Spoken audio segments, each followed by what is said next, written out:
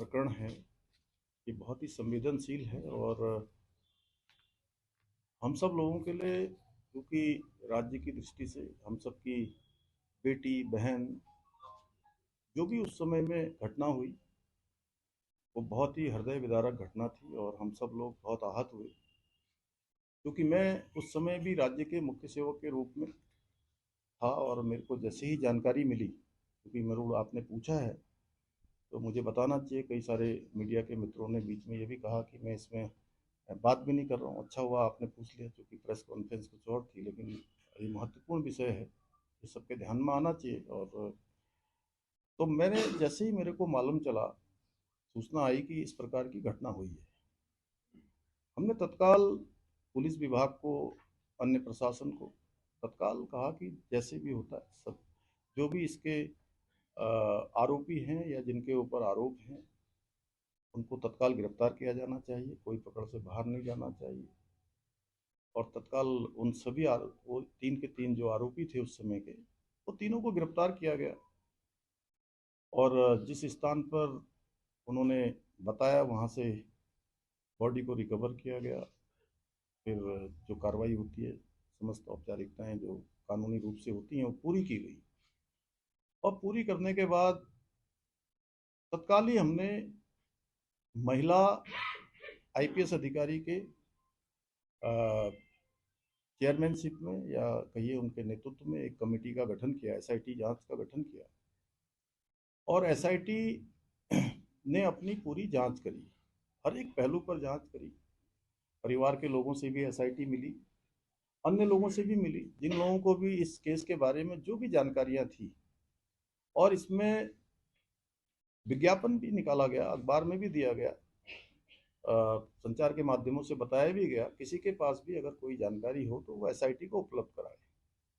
और पी रेणुका देवी उस समय उस एसआईटी को हेड कर रही थी, जो अभी सीबीआई में ही कार्यरत हैं। यहाँ से उनका सीबीआई में ही जो है, इसके बाद डेपुटेशन से वो हमारे राज्य के अधिकारी हैं, यहाँ के कैडर की हैं, लेकिन अब सीबीआई में काम कर रही हैं। और एसआईटी ने पूरी काम करने के बाद उसके बाद उसमें कई सारे पहलू आए बीच में। बहुत सारे लोगों ने कहा कि भाई इसमें जानकारियाँ ये भी होनी चाहिए, कुछ और जुड़ना चाहिए। उन्होंने कहा जिसके पास भी जो भी जानकारी है हमको दे दे या न्यायालय में दे दे, जहाँ भी देना उधर।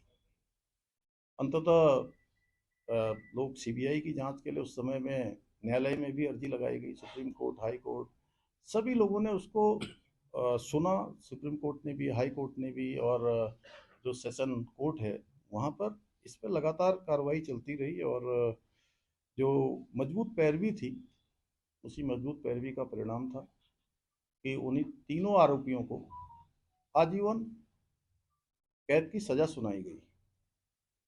अब इधर एक प्रकरण ये आया है कि ऑडियो एक आया है, और ऑडियो में उन्होंने कई लोगों के नाम लिए हैं अलग अलग प्रकार से।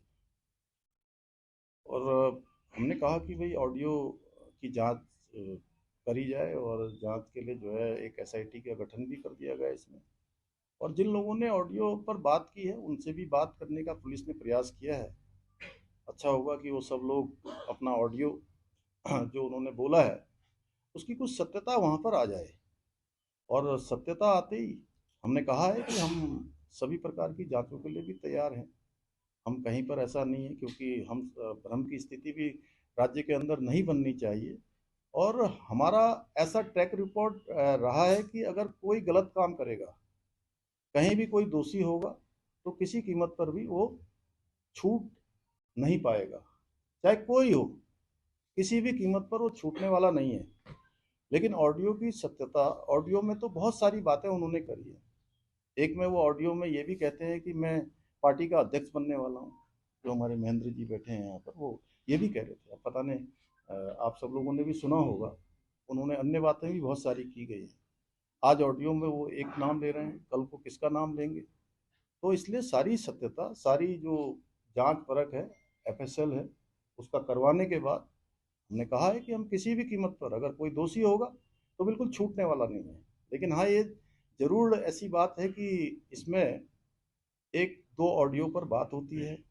ऑडियो के पास बात होने के बाद सीधे प्रेस कॉन्फ्रेंस देहरादून में नहीं होती है, देहरादून से सीधे दिल्ली होती है प्रेस कॉन्फ्रेंस। समझ में नहीं आ रहा है कि आखिर एक ऑडियो के आधार पर इतना बड़ा बवंडर राज्य के अंदर किया जा रहा है। हम भी राज्य के अंदर काम करते हैं, हमने भी ईमानदारी से काम किया है, और कोई भी अगर किसी के पास भी कोई सबूत होगा तो मैं बिल्कुल आप सबके सामने स्पष्ट करना चाहता हूँ, कोई छूटने वाला नहीं है। हाँ, अगर देखिए, हिंदुस्तान के अंदर उम्र कैद की सजा बहुत बड़ी सजा होती है, और किसी को उम्र कैद की सजा मिली हुई है, अगर कोई उसमें और होता, कोई और होता, तो वो ऐसा नहीं हो सकता है कि वो उसका नाम नहीं बताते, उसका नाम जरूर बताते। और एक ऑडियो में वो आपस में बात करते हुए यह भी कह रहे हैं, एक में कह रहे हैं कि इसकी हत्या हुई है, बेटी के बारे में कहते हैं कि हत्या हुई है, और दूसरे में कहते हैं कि इसने आत्महत्या कर ली। अब इनकी कौन सी बातों को सच माना जाए?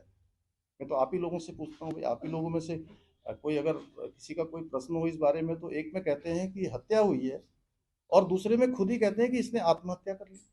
अगर हम इनकी आत्महत्या की बात मान लें, तो कहीं ऐसा तो नहीं कि न्यायालय में जाके इससे उनको इसका कहीं ना कहीं इस रूप में भी कोई जो है, कोई कोई षड्यंत्र तो नहीं चल रहा? इतनी बड़ी सजा हो चुकी है, हम हर जांच के लिए तैयार हैं। हमने कब मना किया कि हम कोई जांच नहीं करवाएंगे?